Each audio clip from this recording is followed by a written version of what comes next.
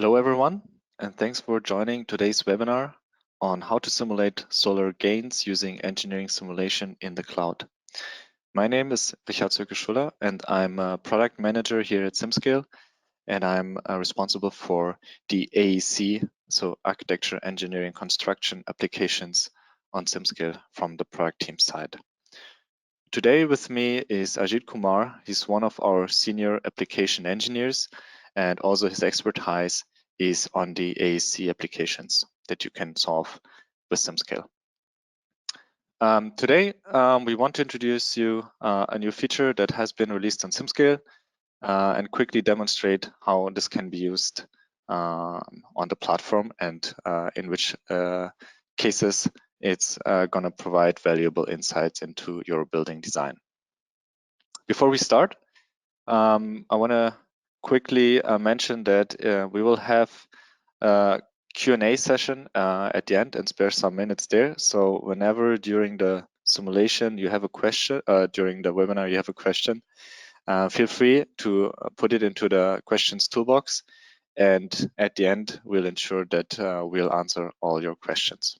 So for the ones that are here for the first time, I want to quickly introduce you to Simscale and who we are and what we do.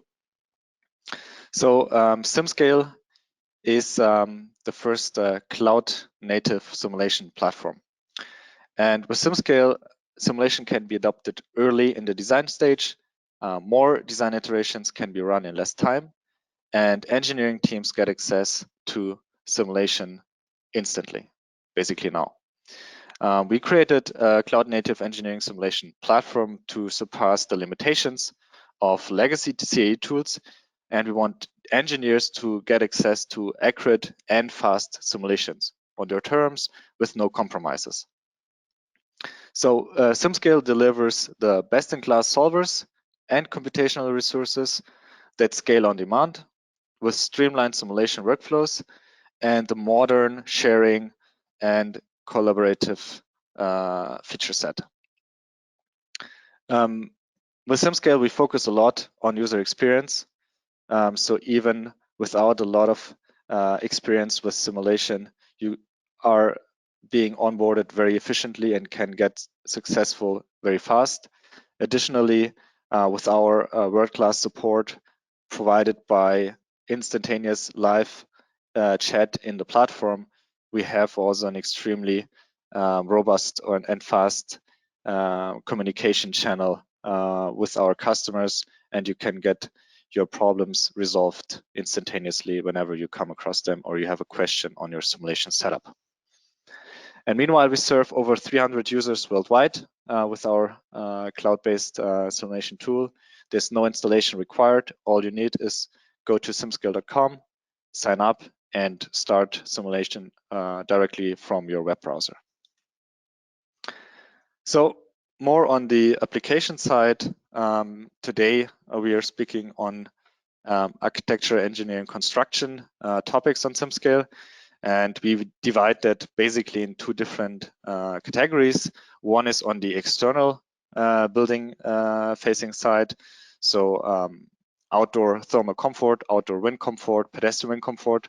So these are the applications on the urban environment that you can do with Simscale. We see here a couple of examples that are run on our transient LBM solver powered by Pacefish. On the top left, you can see wind behavior in a city on a hill that we can analyze with this technology, and you can predict the wind behavior on the building itself, but also how the building of interest is influencing the surrounding areas.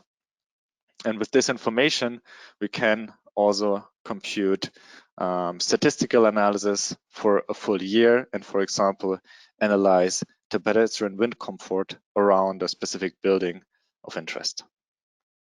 As well, if you go into more detail and more on the engineering side, we can even estimate mean wind loads on buildings on high-rise high-rise buildings, as we can see on the right side here. Next to the outdoor environment on Simscale, we have also a lot of applications that focus on the building inside. On the top left, we can see one example on a theater use case where we want to optimize the ventilation system for the indoor comfort, which we can also evaluate with Simscale directly. There are other use cases such as classrooms, clean rooms that we can evaluate as well, check for thermal comfort, particle contamination in the rooms, and optimize the HVAC system design. Also on the larger scale, on the top right, we see a full restaurant floor plan where we can also evaluate different patterns of temperature and airflow within the environment, and also find localized patterns where people might feel uncomfortable. Might it be under a high wind draft inside because they're directly sitting in the wind behavior on the HVAC system, or for a localized behavior due to local thermal effects. Now, specifically today, what we want to introduce is solar gains and how we can model that with Simscale.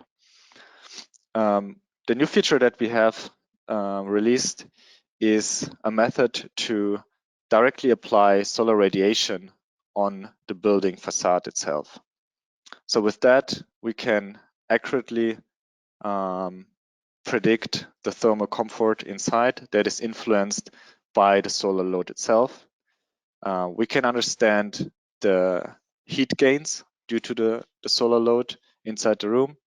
And we can also visualize and also quantify the solar energy on the building facade, but also the part that is going through the windows or the semi-transparent facade elements and reaching the indoor side of the building. And now, before we go into the live demonstration on the platform, I'll hand over quickly to my colleague Ajit, and he'll show you how this can be set up on Simscale. Sure. Thanks, Richard, for a brief explanation on what we have released on regards to the solar gains. And once again, welcome all for this webinar. And just a kind reminder on the question section. If you are getting a lot of questions, then please feel free to use the question section, ask your questions, and our product manager, Richard, is modest and he's also in the meeting, so he'll be happy to actually answer some of the product related questions, and we'll try to answer most of the questions that we get today. And as Richard mentioned, I mean, the new feature on solar gains mainly focuses on two particular parameters that we want to optimize within the platform. One is the usability, because in the next slides, we'll talk about what is the existing solution within Simscale for such ventilation study and what is currently added, which will help you get more insights about the ventilation or thermal study that you can perform on an indoor space. So this explains clearly the difference between the existing solution and what happens when you add the solar gain feature on top of it. So on the left-hand side, you can see this setup is without a solar calculator. So for people who are not familiar with Simscale, please wait for a minute or so. I can actually jump onto the live platform and show you how it looks like and what are the differences. But on a general overview, this is what we expect on adding the solar feature on top of what we have currently. So the current solution allows you to actually set the solar gain in an effective mode, which means there is no clear discrimination of diffusive and direct solar load that can be applied with the current solution. And what that means is that you can set up or select a bunch of surfaces that you would like to be exposed to the solar gain, and then add an additional radiative source. So this was the initial setup that works for all these solar gain simulations. But what we have added on top of that is giving the ability for the users to actually select a location based on your simulation, and also the date and time to make sure the sun rays or the solar effect is captured with respect to the direction of the solar. So as you can see on the right side with the example, we have taken today's date, and we have opted for the 3 p.m. in the afternoon. And for this particular date and time, the simulation automatically calculates the direction of the sun and also the location of the sun based on that. And on top of that, you will be now able to discriminate the direct and the diffuse solar load for this kind of analysis. So what this adds to the users is that you can set them easily instead of selection of phases, and this will be automatically captured based on the direction, and hence if the sun rays are hitting one particular direction, the surfaces which are exposed to it will have the solar load effect. And you can take a look at the results where you can see what happens if the sun rays are at a particular different directions, or what happens to the surfaces at the backside of the building which is not exposed directly to the solar load.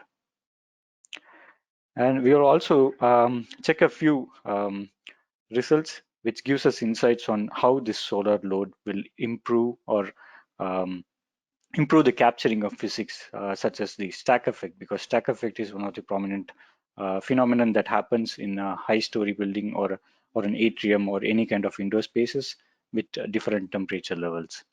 And just because we add the solar load, this is going to improve the prediction of this stack effect in a better way, and this will directly affect the occupant thermal comfort inside the considered space.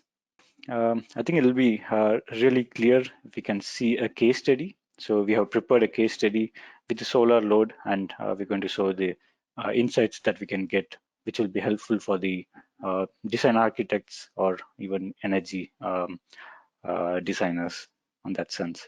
So for this particular case study, we have a 3-storied building, and as you can see, we have several windows on all the sides of the building. In addition to that, we do have HVAC inlet supplies, which is going to maintain the temperature within this indoor space.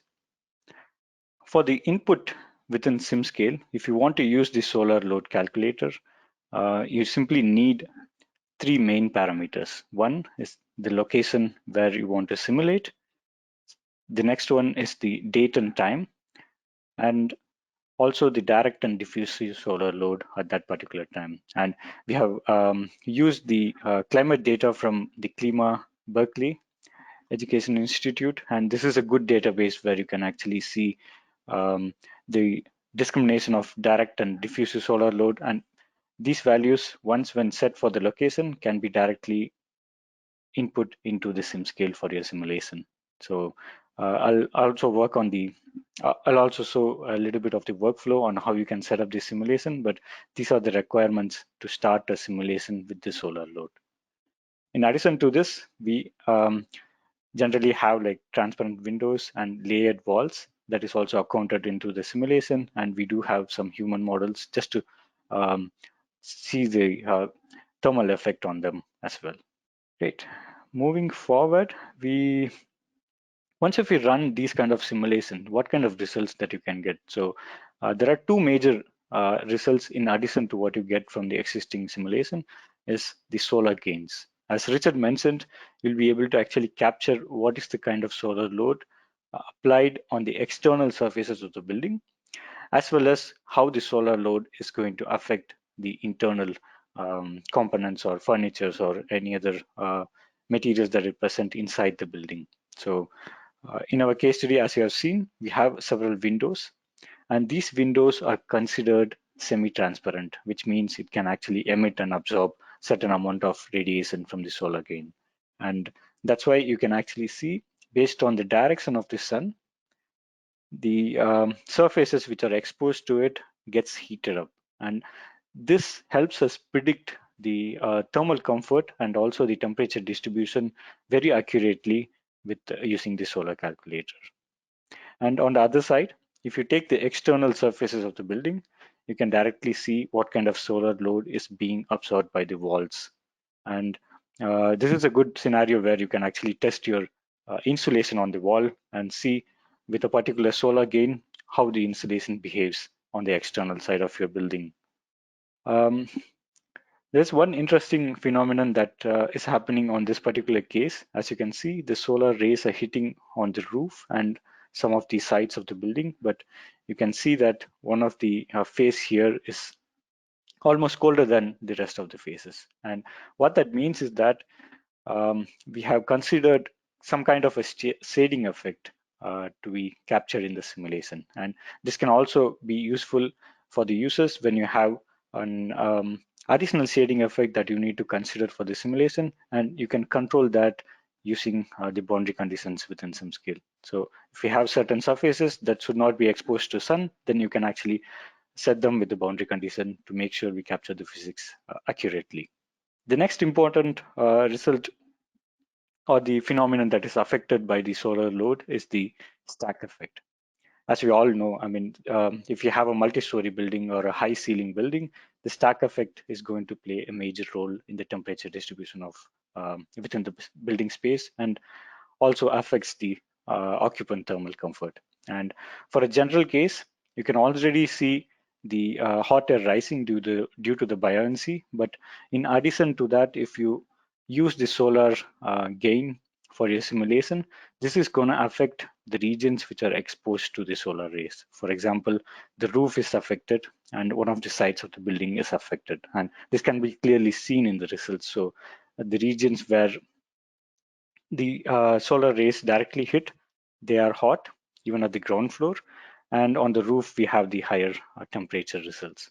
And exactly when you see the opposite side of the building where the sun rays are not hitting directly, these are much colder when compared to the regions which are present in the exposed region. Great. This is all I wanted to show on the slide, but I'll quickly jump onto the platform and show you how we can set up these kind of simulations and what is the difference from the previous existing solution. And once again, I remind you guys to um, just keep your questions and post them on the question section so that we can answer them at the end of this live demonstration. So first of all, for beginners who are not familiar with Simscale, so Simscale is a cloud native tool. Um, and what that means is you can access high fidelity simulation anywhere and anytime simply using a browser and an internet connection. So what you see on the screen is a simple browser, and I have logged on into simscale.com to actually start and process the simulation. Once when you log in, you have the credentials where you can actually put in your credentials and then get to your dashboard. The dashboard is where you can actually create a new project from scratch, or either pick one of the projects which is existing and then start modifying on top of it. So for example, we'll be opening the solar case here, and this is how the Simscale Workbench looks like. There are a few sections that you would need to keep in mind. So on the left side, you have the geometries and the simulations that you have performed within the project. On the top, you have certain operations based on the selection that you do. For example, we are in the post-processing menu, and here you get all the filters for the post-processing. For example, the cutting plane, particle trace, and ISO volumes can be accessed from this menu. And coming to the meat of the section here. So taking a look at the results is simply easy within the browser, and you can get varied insights because it's a 3D simulation and you can actually inspect any point in the domain to see what kind of variable is projected on there. So for this case, we have actually plotted the external solar load, and you can already see the direction where the sun hits, it's much hotter. And if you turn the model back, you can see that the temperature distribution on this side is way lesser than what you see on the front side of the building. Additionally, if you want to see the stack effect, let's take a slice of the building and see how it looks like within the building itself. So I really like the vector plotting here because it actually gives you a lot of insights about whether there is a recirculation happening or if the movement of the air in a particular direction. So here you can see the ground floor is much colder and the air tends to rise in each of the floors here.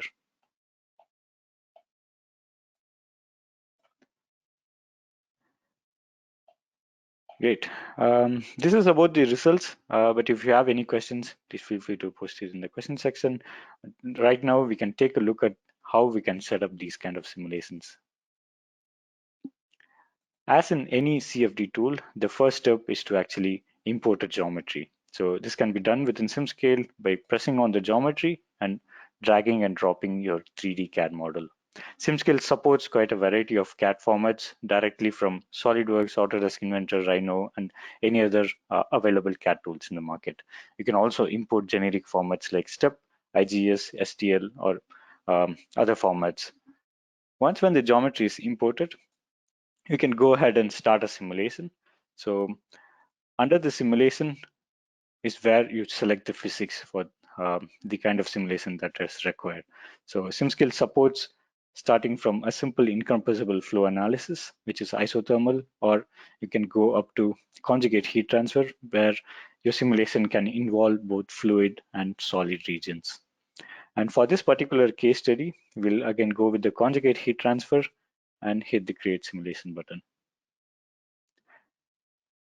Previously, without the solar calculator, you'll be able to set the boundary conditions and select the phases for the radiative source.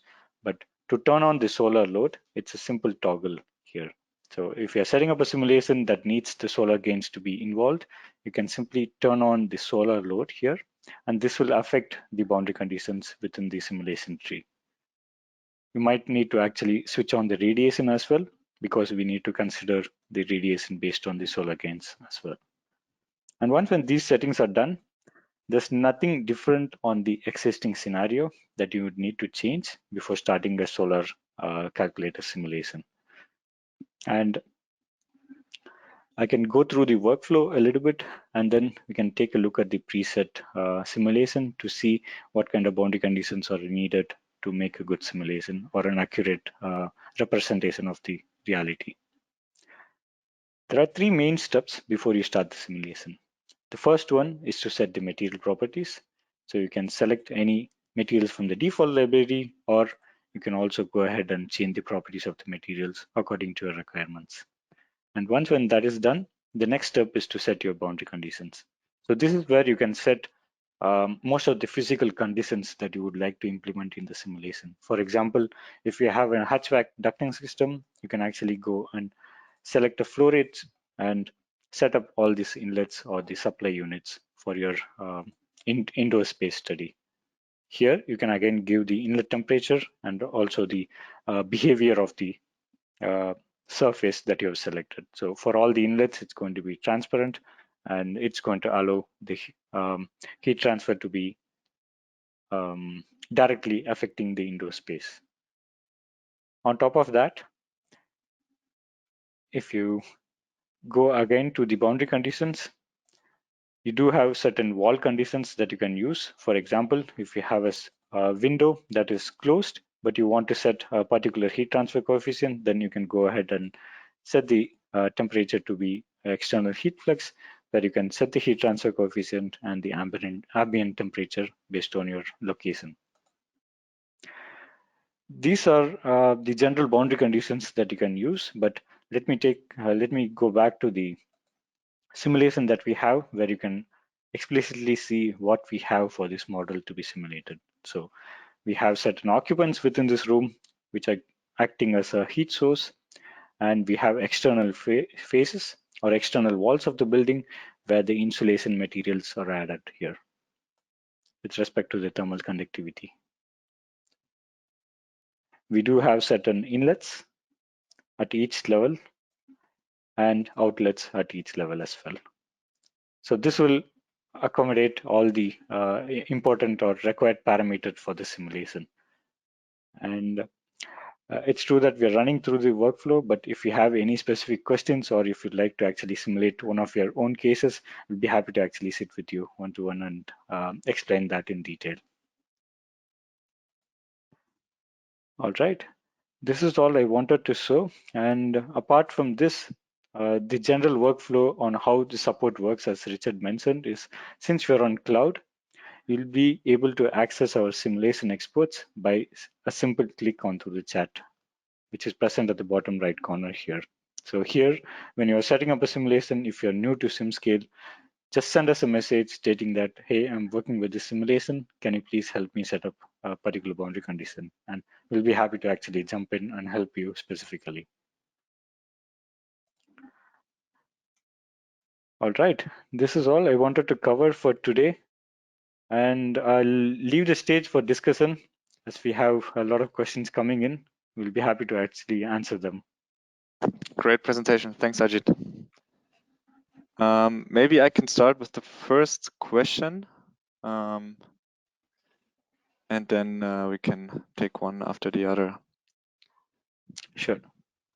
Yeah, so one question is, can you speak to how MRT portion of the PMV ASHRAE 55 has been updated given the solar radiation improvement? So, so what we had already before was the ability to calculate PMV and as well PPD for indoor thermal comfort assessment, giving the parameters like humidity, clothing coefficient, and so on, which already took into account radiation effects. But the radiation that was present was all diffuse radiation, so there was no directed radiation in the model. And this is the part that had been or has been improved now. So instead of having just the diffuse radiation that you would apply to the facade elements or the windows, we now apply the directed radiation. So we have a better localization of where the temperature would rise, where the solar gain would increase the temperature. And this is the part that improved. The calculation itself of the PMV and PPD fields didn't change, but obviously the distribution of the radiation on the surface did change because now we took the directionality into account. I hope this answers the question. If not, I'm happy to answer a follow-up. Great. Let me take a look at the next question. So, how do you consider the effects of shading from window overhangs or nearby buildings, for example, and on thermal comfort? Can an external flow region can be used, and how would the walls be assigned to this case?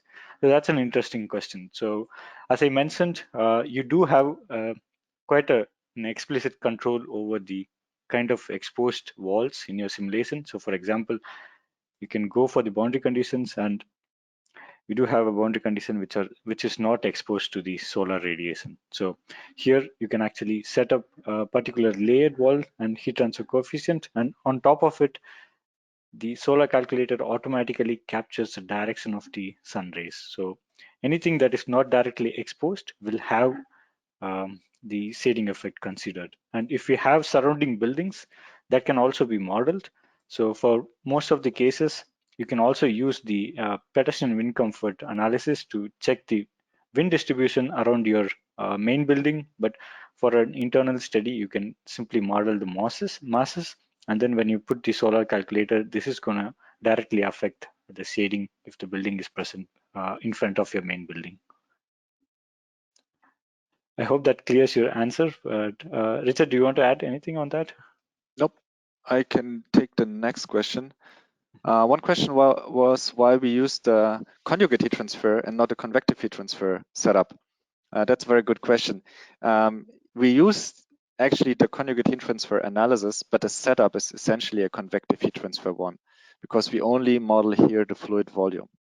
So we can use the conjugate heat transfer V2, so the new one, in convective mode by only applying a fluid region. The reason is simple because the new development of the solar radiation feature was only exposed for the CHTV2 solver. Gradually, we'll move all the features we had only in the CHTV1 as well to CHTV2 and conclude by merging these two analysis types, and the CHTV2 will be the new go-to analysis for the future as well for convective heat transfer analysis. So it's a longer step, but already here we see the first in that direction. why we move new features only in CHV2, and then we don't need to duplicate functionality into the different analysis types, but focus more for everything regarding flow and temperature on the CHTV2 analysis type for the future. Thanks, Richard. There is one question about the CAD tool that we use for this particular project. So for this case, we use the modeling tool Onshape, which is again a cloud-based CAD software. So the ability to do actually face tagging within Onshape helps us a lot for this kind of analysis. So as you can see, when you import the CAD, I already have a bunch of faces named according to the boundary conditions. And for example, I have all the external walls selected here, and this makes us easy to actually set up the boundary conditions if you want to make modifications to the CAD. I hope that answers your question. Okay, we have some more questions on the setup itself.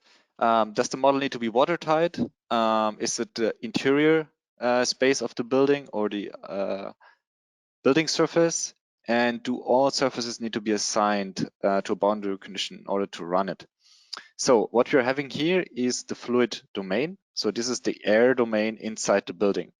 The wall effects can be added with the boundary condition, where you can specify the wall properties by adding a thickness, the thermal conductivity, as well as some heat transfer coefficient and ambient temperature on the outside. And with that, we can model basically the full wall thickness just with the boundary condition here. And yes, the model needs to be watertight to be able to mesh it. If not, we have some options in our CAD mode to close gaps in a model. But usually the model should be watertight for these internal applications. I think there was a last part in the question where do all the surfaces need the boundary conditions? Sorry. You can answer that. Yeah, definitely. I mean, if you have a specific boundary condition that needs to be applied on the surfaces, yes, that needs the selection of surfaces. But all the surfaces which are not assigned with any particular boundary condition will be considered adiabatic automatically. So you can simply leave them without any boundary condition. Great, thanks, Ajit. I think we have to conclude it now. We're already 3 minutes over time. But one final question was if the recordings will be sent. Yes, they will. So everyone who signed up will get the recordings as well, so you can rewatch it and also get back to us in case you have further questions. And with that, thank you for your time and that you spend it with Simscale. And then, I hope you found it useful and are going straight into simscale.com, sign up or log in and try out the new feature. And I'm happy to get any feedback from you using it. And thanks again. Thanks, Ajit. And see you next time. Thanks a lot. See you next time.